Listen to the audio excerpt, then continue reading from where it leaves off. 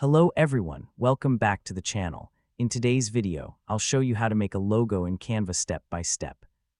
Canva makes it easy to create professional-looking logos, even if you have no graphic design experience. Let's get started. First, open Canva and sign in to your account.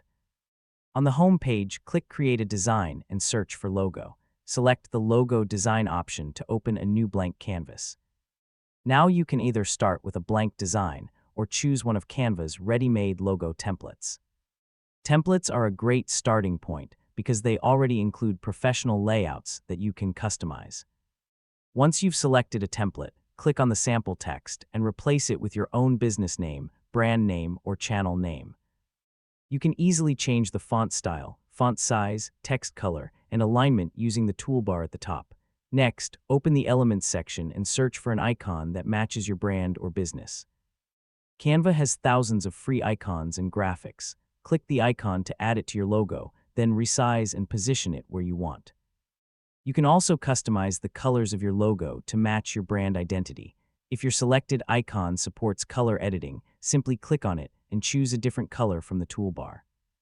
Take a few moments to adjust the spacing and alignment so that the logo looks clean, balanced, and professional.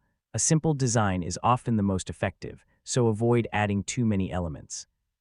Once you're happy with your logo, click the Share button in the top right corner and choose Download.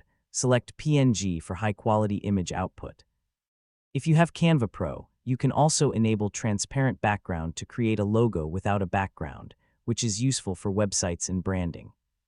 Finally, click Download to save your logo to your computer, and that's it. You've successfully created a logo in Canva. With just a few simple steps, you can design a logo for your business, YouTube channel, website, or social media brand.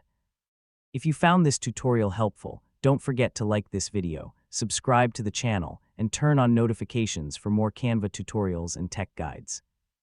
Thanks for watching, and I'll see you in the next video.